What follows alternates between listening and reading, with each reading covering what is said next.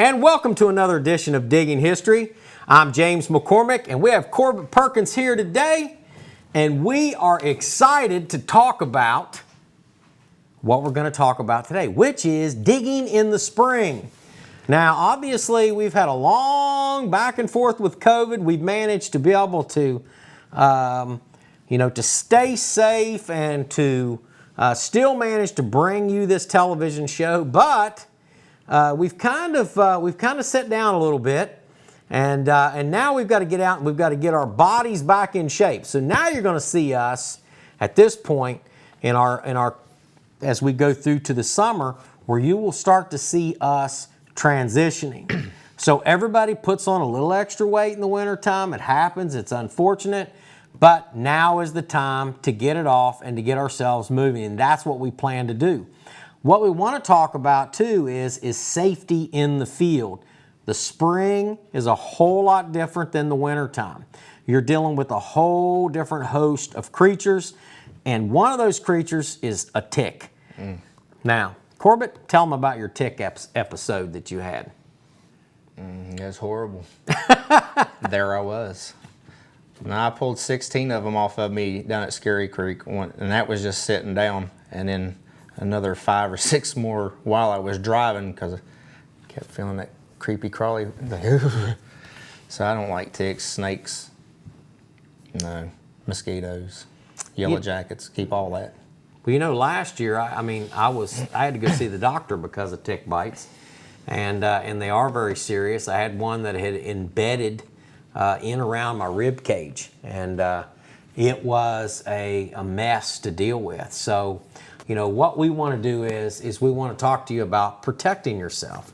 Getting yourself some proper protection starts with a good application of bug repellent that's safe to put on your skin. Really look at some of the different things that are out there. Some people don't prefer the DEET, you prefer a more natural method. I like to eat pieces of garlic as well. Remember whenever we were in the Army, they used to tell us to eat a match tip, and that the sulfur that would come out of your sweat glands would keep the mosquitoes off. I was on a tank, so therefore I didn't have to worry about ticks. Death before dismount. I only come on the ground and if it's on fire or it's lost its track. But now that you're out here messing with all these creatures, now I'm walking everywhere instead of riding in an Abrams. You know what else we have to watch out for? Snakes. I got snake boots. Y'all got to watch them snakes. Yeah, I've got a pair of high, boots that come up over almost up to my knees. It's those ones that rub the meat off the back of my heels all the time. But the snakes are the potential for snakes to be a little more aggressive because we've had a longer winter is there, along with some of the wildlife that's out there. Understand, our winter we have had, cold that's went beyond just the normal time. We had snow in April. In some places, they had it in late April. So we have to be able to understand that these animals that have been in hibernation are used to coming out in April, are now going to come out in late May, and they're going to be hungry. And so keep your eyes open. Well, in my backpack, I carry a snake bite kit too, with my first aid kit and one of those, sting kit things? Yeah. When you carry a rig, it's a little different than mine. You also carry a backpack. I'll tell you, if you have, and you look at some of the videos, and you'll see some of the video footage of Corbett as he is geared up. But, he wears a rig, and it goes over around his chest, and he has all these different pockets and a backpack. I carry a backpack. I have, a pack to put my stuff in, and then I attach things to my belt, or I use cargo pockets. Well, up here on that vest, I got my 9mm and 2 extra magazines. And then I have like a Leatherman, a multi-tool, some brushes. I got whistles, talking about wildlife, bears. Take one of those whistles. I got waterproof matches, just in case something. I'd like to be overly prepared than underly prepared. Mylar blankets. Stuff like that, just in case you're out in the middle of BFE and you get lost. Yeah. MREs. Got 2 MREs in that backpack. My Camelback is in the backpack. chalk and stuff like that, just in case you go to get lost. You mark your way. And that happens sometimes. Bug spray. And the whole environment changes when we start getting the underbrush and the leaves come out and the briars come out.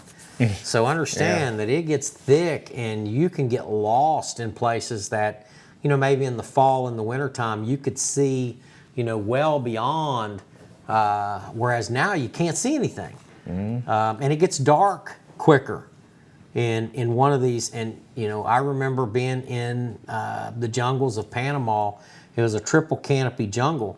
You know, it didn't get daylight until like almost 9 o'clock at night in the cities, but in the jungles, about 3 o'clock, it's getting dark.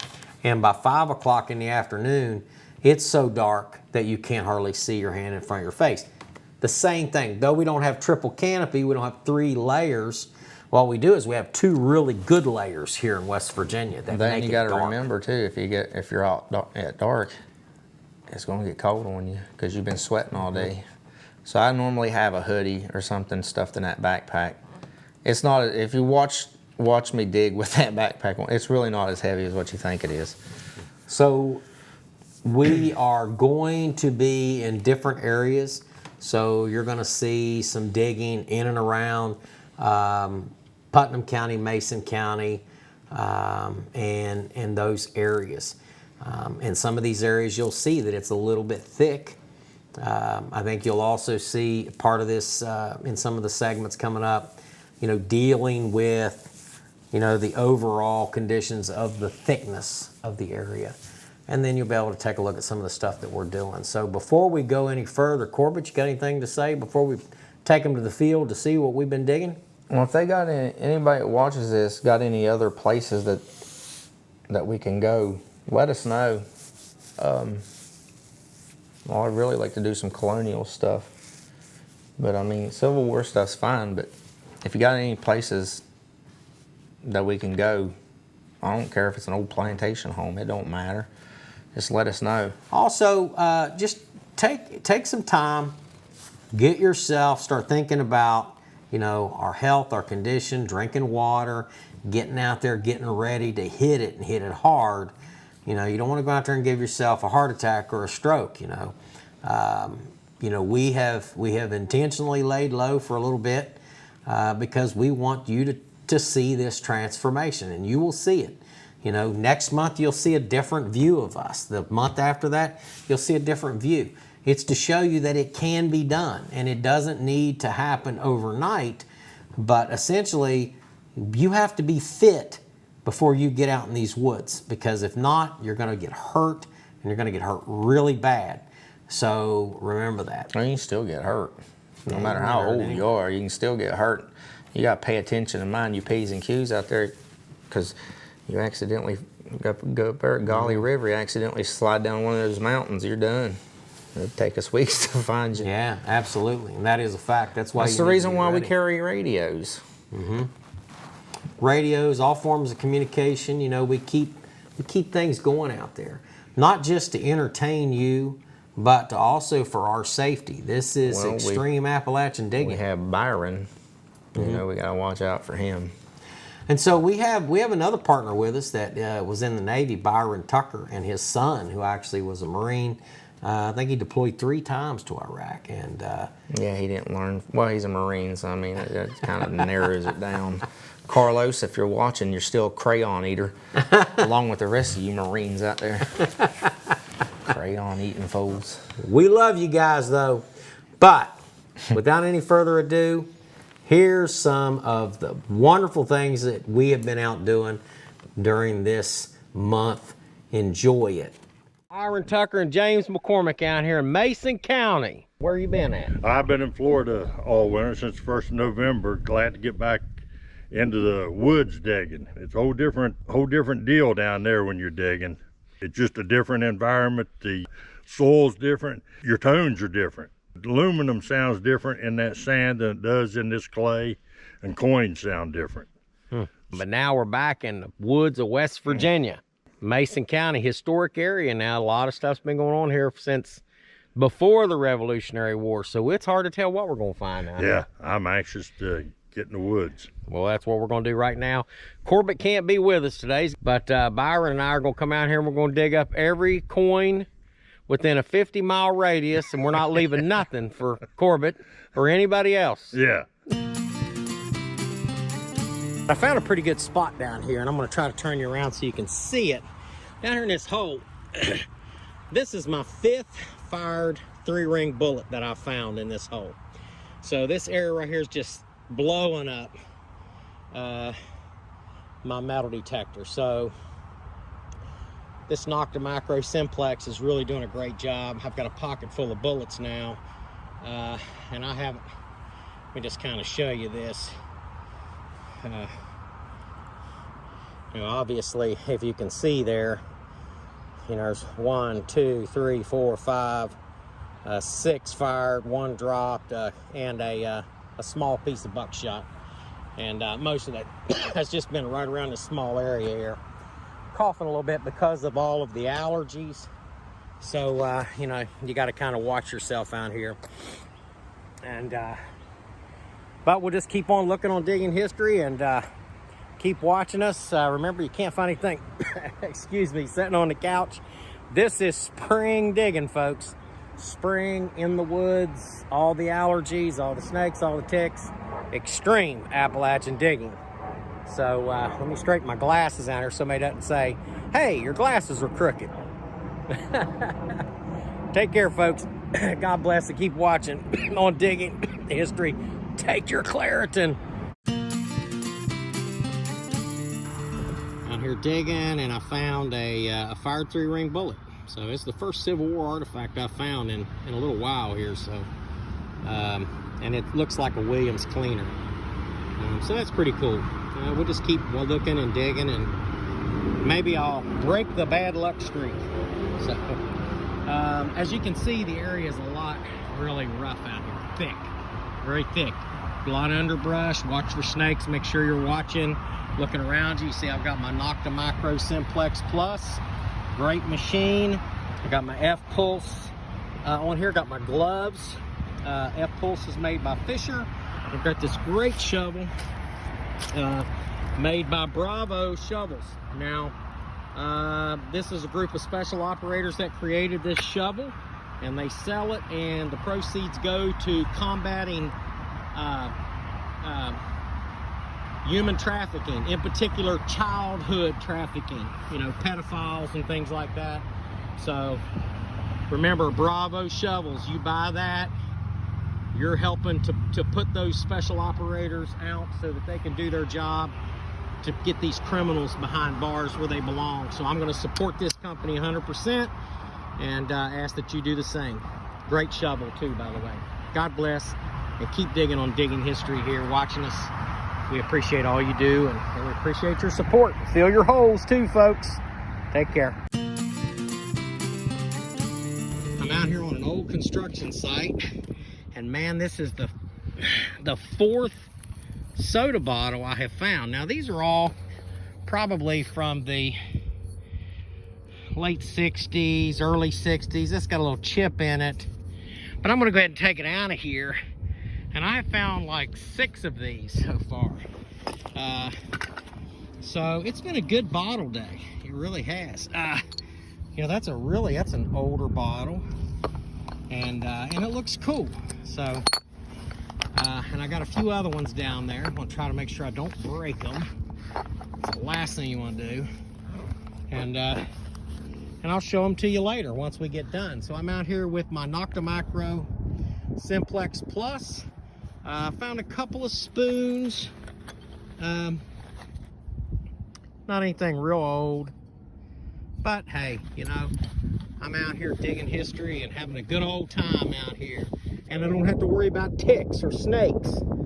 I also don't have any shade out here, but it's kind of a nice day, so it's just been a beautiful, beautiful day. A lot of open dirt to dig here, so I'm excited about it. Take care, folks. Keep watching on Digging History at the West Virginia Library channel, and also on our Facebook page. Give us a like and share it. We sure appreciate it. And if you have any property or a place you'd like for us to go visit, shoot us a message at wvpurpleheart1863@gmail.com and let us know, and we'll be happy to go out and dig with you and actually take you with us and hopefully find something cool. Check it out, folks. You know what that is? You know what that is?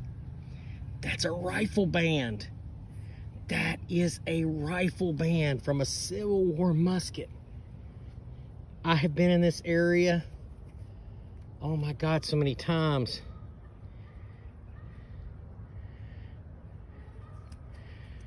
That is exactly what that is. That is a rifle band, 100%. 100% a rifle band. Let me turn it around here. All right, let me just keep looking and searching this area here. But like I always say, you can't find it sitting on the couch. Got to get out and get to digging. I've been a little bit depressed because I haven't been able to get out, you know, and COVID has kind of restricted us in a lot of things that we could do. Depressed, you gain weight, you just feel yucky. But you got to get out and get moving. I mean, stop, don't give up. Just keep fighting. Wow, that's great. All right, good. Glad I came out here. My first rifle band. Okay, this is the first rifle band that I have found in this area. And I'll clean it up and see if I can't get any markings off of it. Doubt that I will, but maybe. There might be something on there. Let's say that came off the front. So that may have fell off during the charge up here. That's it. Take care, folks. God bless, and get to digging. Okay, folks, we got Byron Tucker and James McCormick out here with Digging History in Mason County. We had a great day today. We're both pretty dirty and filthy here, and we're cleaning some stuff up. So we're just gonna go over some of the finds of the day. And I'm gonna go first here. I usually let Byron go first, but he's got some real cool stuff over there, and we'll save that for last. So over here you'll see some of the iron stuff that we found. Now some of you guys used to rub skull. This is probably a you know, a 90s, early 90s, late 1980s skull can, but I picked it up and took it out of there with me.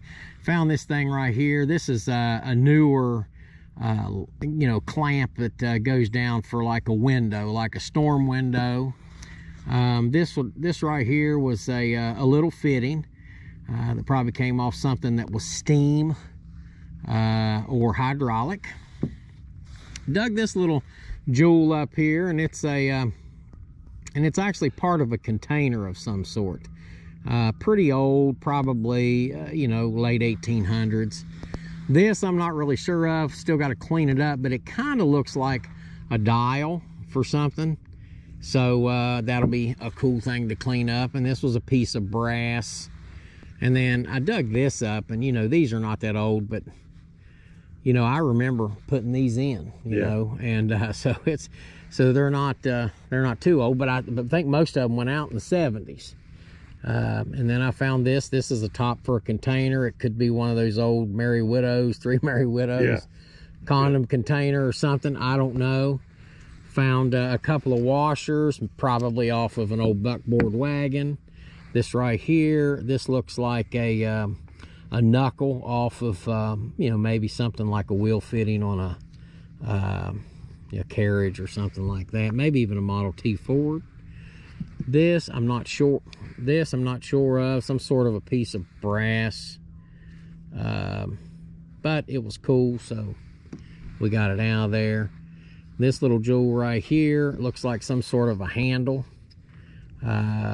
Not sure what that came off of.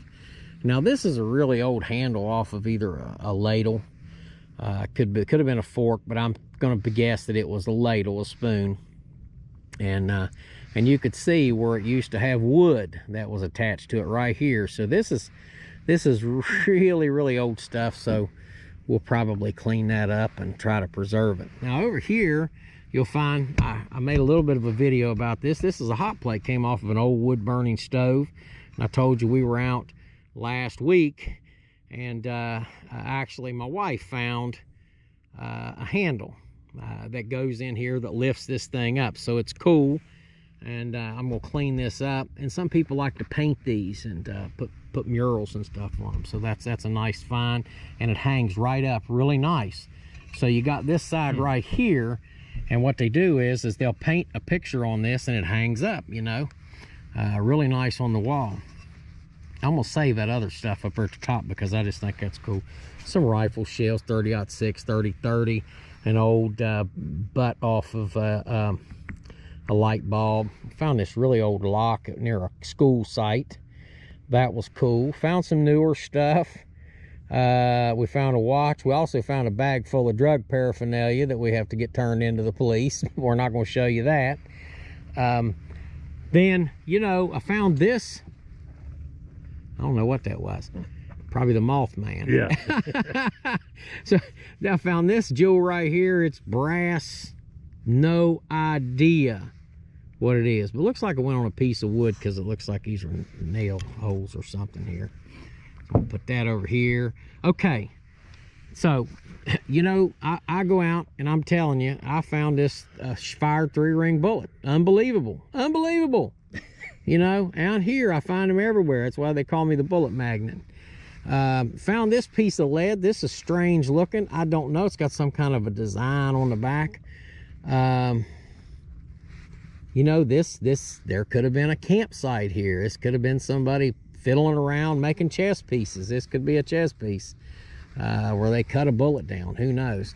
You see the coins there. Now, don't get too excited about them coins because we don't know exactly what they are yet. But we don't want to get Corbett really upset because he's not out here with us. And we both found some coins and some really old stuff.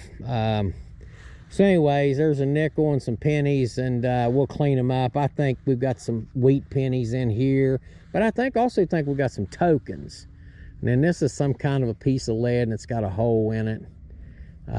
So I got to clean that out, but the hole goes all the way through. Found some really nice little buckles. This right here was off of a set of suspenders. I find these often. And, you know, these are from the 1800s. And then this one right here, you know, this is a strap button. It could have come off of an old military helmet. You know, those guys brought them home from World War I. We were at a site where there was a World War I veteran that lived there. So might have come off of his helmet. Then I found this little jewel right here, which looks like an old hair barrette. And then I dug these up, and I don't usually keep them, but I cleaned these up. And I thought these were cool. These right here are lids off of old milk containers. So you can read, you know, I think it's Holtenizer, Holt something, milk.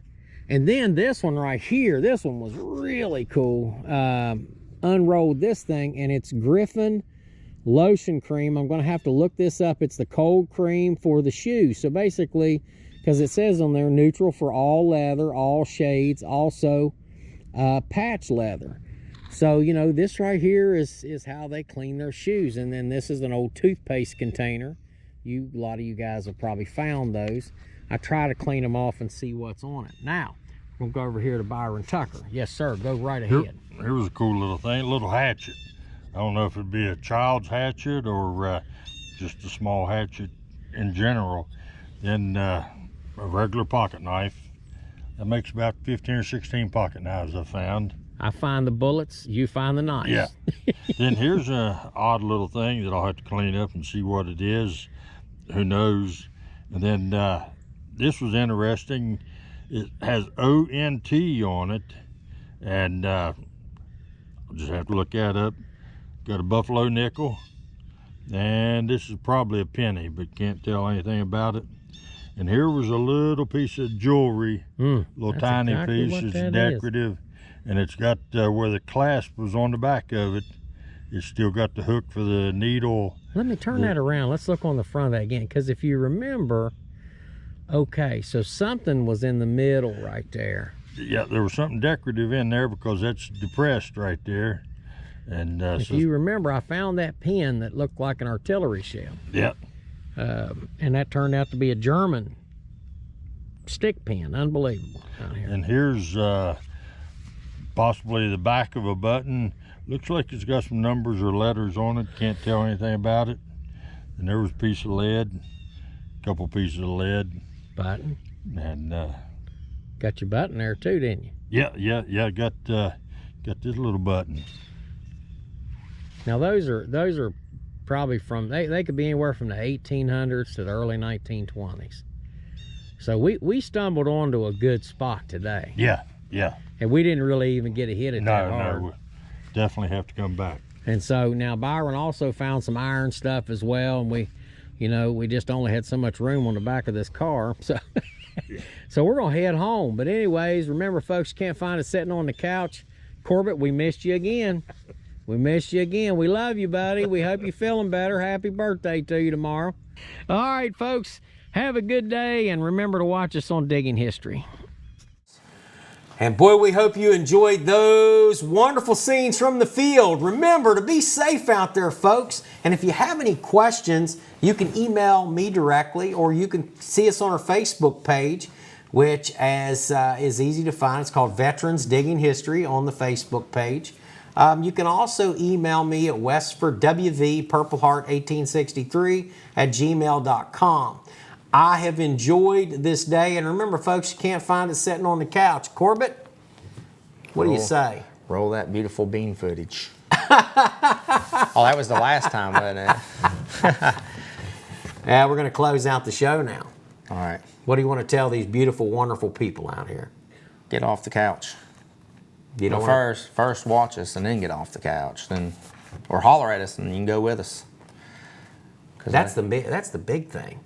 Is that we want folks to engage us in communications. If you want to go out, or you think maybe one of your kids might want to do this metal detecting thing, they're intimidated by our wonderful physiques. Yeah, I guess that's what it is. Don't be intimidated. Just because we're beautiful doesn't mean you can't talk to us. Yeah, we definitely will take anybody out, take you, your family out.